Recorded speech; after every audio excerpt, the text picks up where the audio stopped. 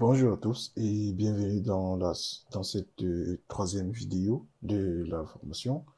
Dans la vidéo précédente, nous avons listé les différents logiciels que nous allons utiliser tout au long de cette formation.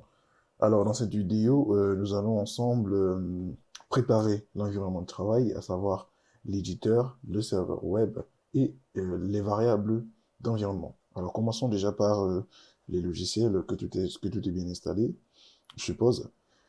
Après avoir téléchargé, pardon, Visual Studio Code, normalement, vous devriez arriver sur cette interface de démarrage de, de l'éditeur, et avec la possibilité de créer de, de nouveaux fichiers, de nouveaux dossiers, etc.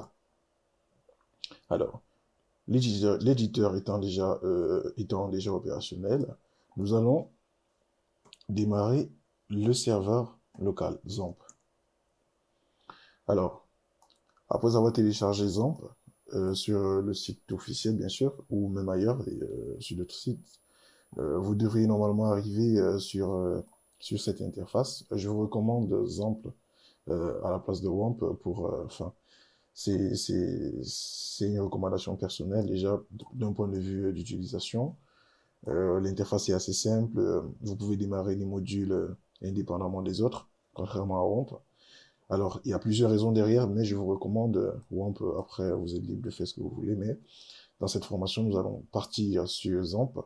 Et là, nous allons démarrer les services Apache. Ok, c'est bien démarré. Et le service MySQL. Alors, les deux services étant déjà bel et bien démarrés, nous pouvons réduire cette fenêtre. Donc, notre serveur web local est déjà opérationnel. Là, nous allons vérifier que tout est OK. Alors, pour vérifier que le serveur Apache tourne bien, on va partir sur du localhost. Et, allez, là, on atterrit sur la page d'entrée, la, la, la, la première page d'entrée du serveur. Là, avec cette page, on a la configuration, on a la confirmation, autant pour moi, que tout est bel et bien installé. Par la suite, on va vérifier, on va essayer d'ouvrir la base de données. On va venir sur du localhost et on va faire php myadmin. Entrée. Là, nous arrivons sur notre base de données. Donc, tout est OK. Alors, la troisième chose, le troisième élément pour qu'il faut vérifier, bien sûr, c'est les variables d'environnement. Les variables d'environnement.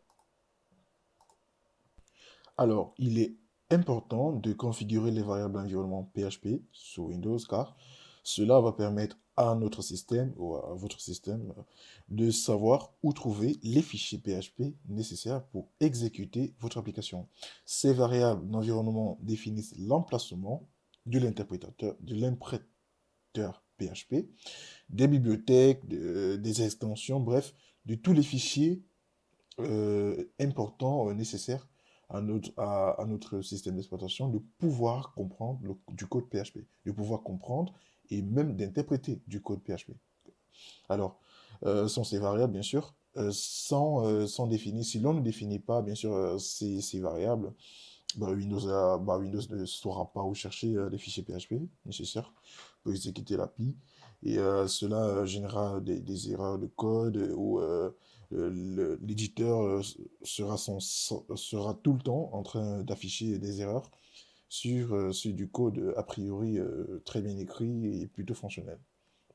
Alors, qu'est-ce qu'il y a lieu de faire ici concrètement? Déjà, après avoir écrit variable d'environnement, on va arriver sur cette interface-ci. On clique sur variable d'environnement. On vient là, dans variable système, on cherche le path. Le path, c'est le chemin où on va définir le chemin de notre serveur web PHP, XAMPP, autant pour moi, mais et on va définir également le dossier PHP. Le dossier PHP vu que là, nous sommes en train de développer du PHP, de coder en PHP, on va définir le fichier PHP. Alors, après avoir bien sûr téléchargé le serveur web et l'installé, je suppose, euh, alors, XAMPP, ouvrir l'emplacement du fichier. Normalement, vous devriez le trouver ici à ce niveau, dans le disque local C, pour ceux qui ont choisi, qui ont décidé de laisser, de laisser le chemin d'installation par défaut. Vous devriez normalement arriver à ce niveau, le fichier XAMPP, il est là, et là, vous avez le dossier PHP. Alors, dans ce dossier, on a tous les éléments, toutes les librairies, les fichiers système, les DLL importants nécessaires pour que notre système d'exploitation puisse comprendre le code qui sera écrit dans la suite de ce cours. Alors, ce qu'on va faire, déjà, on va cliquer là. Pour ceux qui sont sur Windows, on va entrer dans le fichier PHP. On va cliquer là. On va copier ce chemin. On va arriver sur notre variable d'environnement, bien sûr, et on va faire, pour ceux qui n'ont pas fait, vous allez faire nouveau, vous allez faire coller.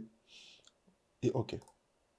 D'accord? Dès que cela est fait, vous pouvez également le faire dans les variables utilisateurs ici, mais le plus important, c'est là au niveau des variables, des variables système de définir au niveau du path.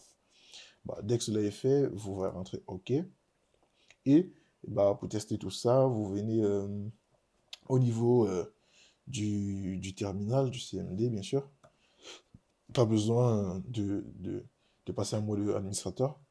Et là, vous tapez la commande php-v pour version.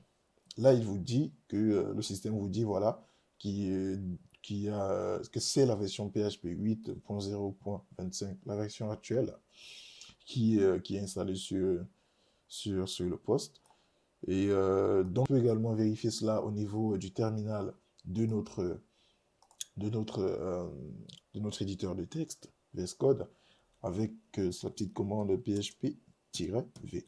Là, et on a le même résultat. Alors, dans cette vidéo, nous avons installé, enfin, nous avons fini de configurer l'environnement de développement. Tout est OK. Le serveur, il est OK. Notre éditeur de texte, il est OK. Alors, je vous donne rendez-vous dans la prochaine vidéo pour la suite de cette formation.